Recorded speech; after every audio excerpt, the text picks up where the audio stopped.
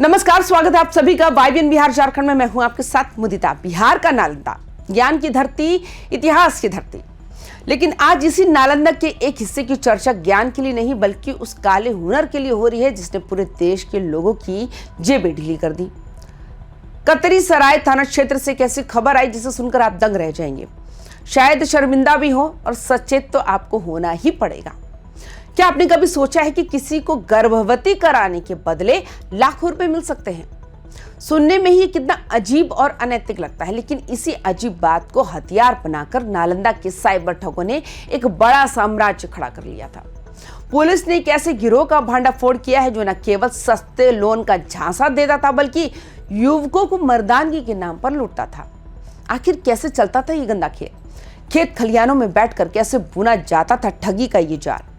आज की इस रिपोर्ट में नालंदा के उन साइबर सपेरों की पूरी कुंडली हम खोलेंगे।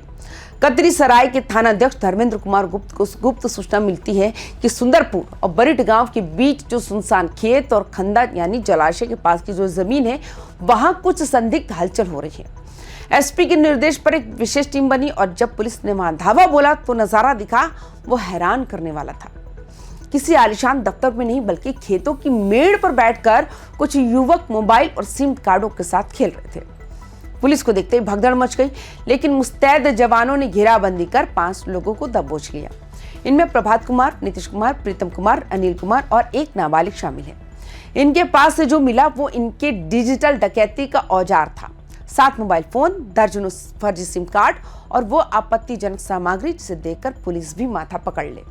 अब समझिए इनके काम करने का तरीका। यह गिरोह 2 रास्तों से शिकार फंसाता था। पहला रास्ता व्हाट्सएप और सोशल मीडिया पर सस्ता लोन देने का विज्ञापन।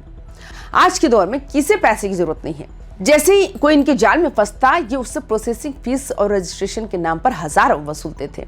लेकिन इनका दूसरा तरीका बहुत ही घिनौना और शातिर था। ये युवकों को महिलाओं की तस्वीरें भेजते थे। लालच दिया जाता था कि अगर आप इस महिला को गर्भवती यानी प्रेग्नेंट करते हैं तो आपको मोटी रकम मिलेगी। ये मर्दानगी के सौदे का एक ऐसा लालच देते थे कि युवक बिना सोचे समझे इनके झांसे में आ जाते। फिर शुरू होता था वसूली का खेल।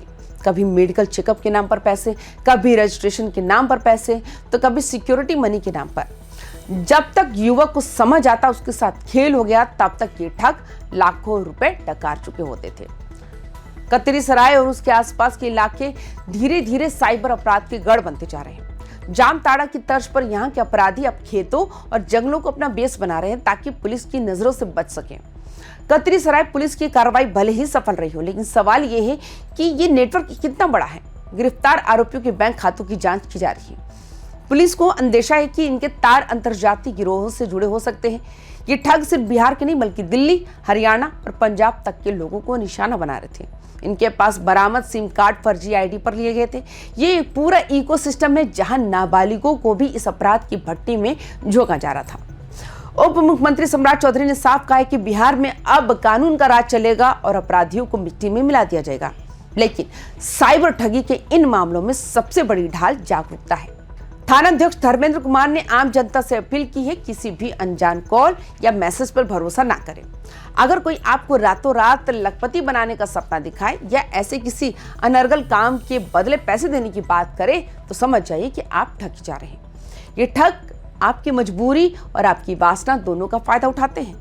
नालंदा पुलिस अब इनके पूरे नेटवर्क को ध्वस्त करने में जुटी है, लेकिन आपकी सावधानी ही आपकी सबसे बड़ी सुरक्षा है। नाबालिग को सुधार गृह भेजा गया जबकि बाकी सलाखों के पीछे अपनी करतूतों का हिसाब देंगे। लेकिन ये खबर उन लोगों के लिए भी सबक है जो घर बैठे शॉर्टकट से अमीर बनने की कोशिश कर रहे हैं। नालंदा की छवि को धूमिल करने वाले इन साइबर लुटेरों पर नकेल कसना बेहद जरूरी है। वाईबीएन न्यूज आप सभी से अपील करता है कि डिजिटल दुनिया में अपनी आंखें और कान खोल कर रखें। लालच में आकर अपनी गाड़ी कमाई इन अपराधियों को ना सौंपे। चलिए अब जरा बात करते हैं उन महानुभावों की जो इन ठगों के चंगुल में फंसते हैं। मतलब गंभीरता से देखिए। कोई आपको व्हाट्सएप पर मैसेज करता है कि साहब इस महिला को गर्भवती कर दीजिए और लाखों रुपए ले जाइए, और आप मान भी जाते हैं। भाई साहब ये मर्दानगी का सर्टिफिकेट मिल रहा है या लॉटरी का टिकट? मतलब लॉजिक कहाँ है? क्या दुनिया इतनी बदल गई है कि अब ऐसे कामों के लिए बाकायदा रजिस्ट्रेशन फीस और प्रोसेसिंग फीस मांग रही है और आप खुशी खुशी गूगल पे कर रहे हैं? अरे भाई थोड़ा तो दिमाग लगाइए। जो ठग खुद खेत में बैठकर मोबाइल चार्ज करने के लिए धूप का इंतजार कर रहा है, वो आपको बाप बनने के बदले लाखों रुपए कहां से देगा?